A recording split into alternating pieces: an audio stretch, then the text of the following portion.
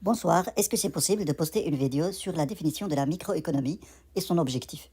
Et pourquoi on l'étudie? C'est quoi un marché? Alors, c'est une question qui m'a été adressée par Lydia. D'accord, je vais répondre à cette question. La microéconomie, c'est une branche des sciences économiques qui se donne comme objectif l'étude des comportements individuels des agents économiques supposés rationnels et aussi l'étude des interactions qu'il y a entre ces agents économiques. Alors là, je dois vous expliquer deux choses. Vous avez d'abord la notion de rationalité des agents économiques et les interactions entre ces agents. En microéconomie, on part sur base d'hypothèses de rationalité des agents économiques.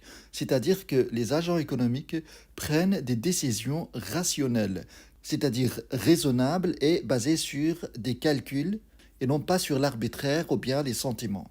Et les interactions entre ces agents économiques, ça se passe sur ce qu'on appelle le marché. Le marché, c'est un lieu de rencontre entre les agents économiques pour effectuer les échanges. Les consommateurs vont acheter des biens et services, les vendeurs ou bien les entreprises vont offrir sur le marché des biens et services, et la rencontre entre les deux, ça se passe sur ce qu'on appelle le marché.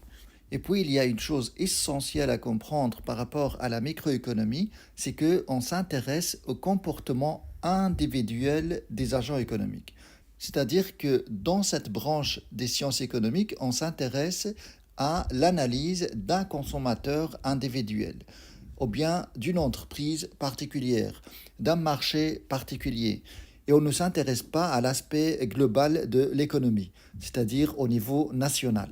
Ça, c'est la macroéconomie. Et puis, vous avez la notion des agents économiques. C'est quoi un agent économique? C'est tout individu, une institution, une entreprise identifiée par une activité économique particulière. Par exemple, vous avez les consommateurs. Les consommateurs, leur but, c'est de consommer des biens et services. Et puis, vous avez les entreprises, c'est eux qui vont offrir les biens et services aux consommateurs. Et puis, vous avez un autre agent économique, c'est l'État. L'État va en fait mettre des règles de fonctionnement de ce marché, de cette rencontre entre les agents économiques et les entreprises. Et il y a un autre agent économique qui est le reste du monde. Le reste du monde, en fait, c'est tous les États ou bien tous les agents économiques qui se trouvent en dehors des frontières nationales. On les classe dans ce qu'on appelle le reste du monde.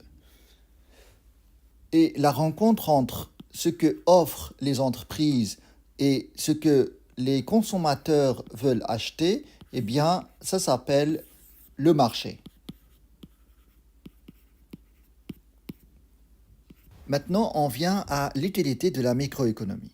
Bien sûr, si on regarde le cours de microéconomie, on va voir qu'on se déconnecte largement de la réalité des choses. Pourquoi?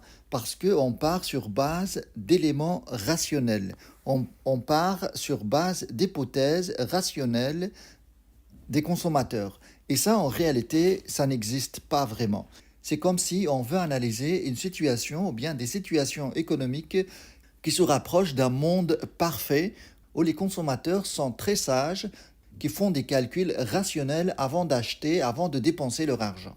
Et ça n'existe pas en réalité, mais en même temps, grâce à ces recherches, grâce à cette analyse des situations soi-disant parfaites, on peut mettre le doigt sur des problématiques à adapter dans la société. Comme par exemple éviter qu'il y ait une seule entreprise qui va monopoliser le marché, car cette situation ne profite pas à la société entière. C'est pour ça que vous avez les différentes lois, par exemple, qui empêchent une entreprise d'avoir une situation de monopole sur un marché. Bon, voilà globalement par rapport à cette question. J'espère que j'ai bien répondu à cette question. Merci d'avoir regardé ce cours et à très bientôt.